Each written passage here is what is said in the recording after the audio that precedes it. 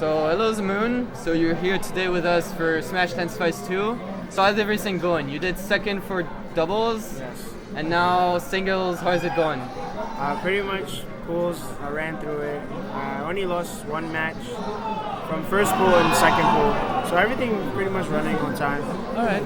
No setbacks. Well, no setbacks for my pool. I just went through them. But yeah, I'm having fun. All right, cool. And so, what do you think? Like, if you had to compare like all the Smash tournaments you've been to, like, what do you think of this one compared to all the others? From a local level or regional level? I'd say local level. Well, locals. Normally we have, of course, we're gonna have a bit of hiccups because it's a local. Some people it's not gonna be uptight about it. But overall, there was a good amount of setups. Stream had great content. Like people are constantly, even now, people are still playing on stream. Pools were already preset. That's a good thing about this event. That the pools were preset. Because if it wasn't, it would be some trouble.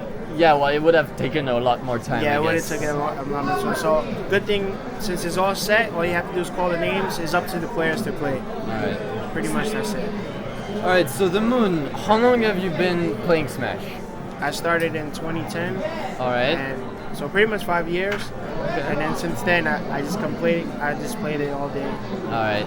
And so like, what make you like when you first started playing Smash and you were like with this casual game, everything? Because I mean, we all had this sense of like this casual play and not competitive, and it was just for fun. Mm-hmm. Like, when did you realize that like you could become really good at this game and you could actually like maybe make money, or I don't know, make something with your life with it? Mm-hmm. Like, when did you realize that, and out of what?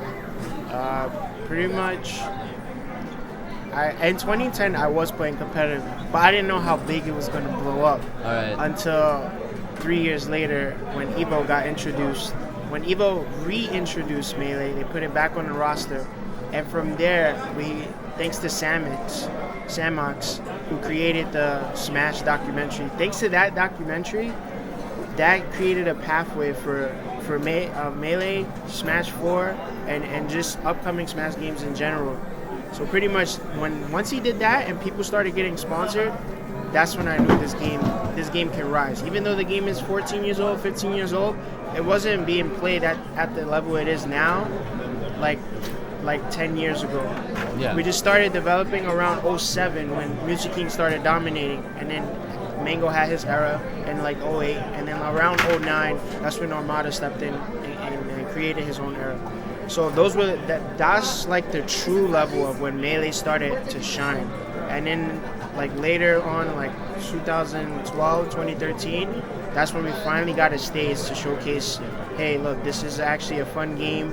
The controller schemes is very easy. You don't have to learn different motions, kind of like a traditional fighter, and everybody loves Nintendo characters. So from there, even recognition from Nintendo. Yeah. So that's when I knew it was big. All right. But like on a personal level, for example, like on your play, like your personal play, like when you went, like for example, what was the first tournament where you decided like, I'm gonna win this tournament? Like, I'm gonna 2012. 2012? Yeah, right. I went to Rhode Island local, and I only had enough money for gas money and to register. And I wanted to win that so bad, and I actually ended up winning the event. That's when I knew I could make this happen. All right, cool. All right, so and like, what do you think of like new games such as like Smash 4 and Project M that have been getting like into like this Smash competitive community? Like, what do you think that like compared to Melee and compared to like your experience of competitive Smash, like, is this relevant to you, or do you find your interest in those games or not?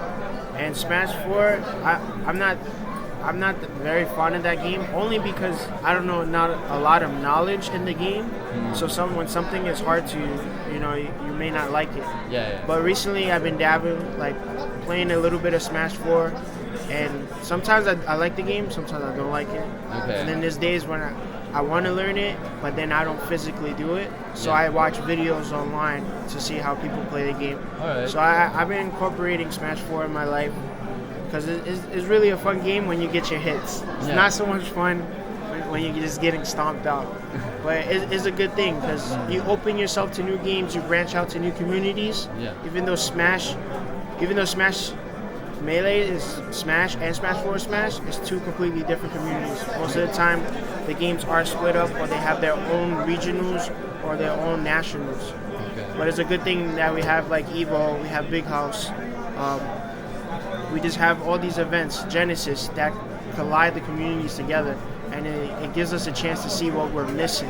It's like, oh, I can give this game a try or not. Yeah, for sure. All right, so what do you think there was this shift within the Smash community, and within especially the Super Smash Bros. Melee community, between the casual play that was more like between 2000 and like 2003, to competitive play which started in like 2003 with like Isaiah, the MVG League. No, I think that was maybe a bit later, but yeah, MVG was later. MVG was later, way down yeah. the line. So, like, what do you think this shift happened in like players' minds, basically? After Evo, before Evo, a couple of fighting game community members, or even outside the community members, fighting game, they just didn't consider the game that competitive. They didn't understand the mechanics behind the game. They just said it's not a fighting game. It's not a fighting game. Until 2013. The only way you can make a game competitive or a tournament is for the community to come together. It starts from grassroots, and then it develops into a big corporate like TO staff or whatnot. But that's when it was really super competitive. People started to respect the game. We had our own chants. We had 1 more year chants at Evo. We had 10 more year chant at 2014. So when 2013 hit, a lot of people got to see Melee for what it was, and it got exposed out to the world so much that even Nintendo got in contact. Yeah. Like we reached out to Nintendo, even though they were gonna ban us from playing it. I don't know who said it or who did it, but they unbanned it, and that took a step back. It took Nintendo to realize like, whoa, these kids are serious about it.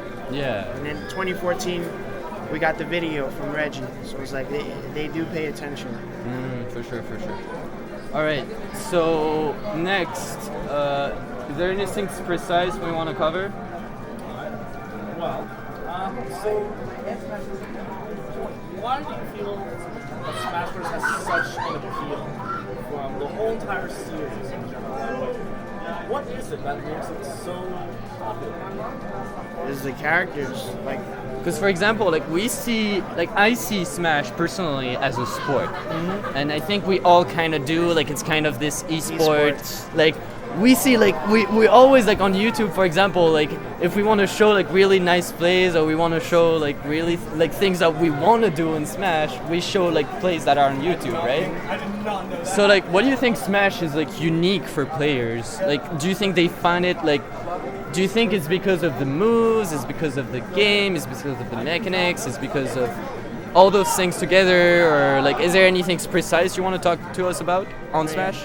It is a mixture, but what's so appealing is because some of these characters were like my mother or our dad's and father's childhood. Like everybody knows Mario, everybody knows Donkey Kong. So and these characters constantly get remade.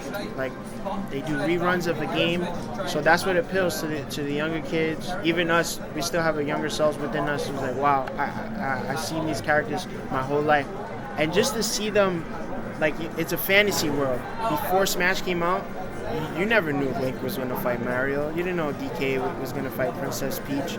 So just to see them battle it out on the playing field, and it's way different from traditional fighters. There's no health bars. It's just all percentage and knock them off the stage.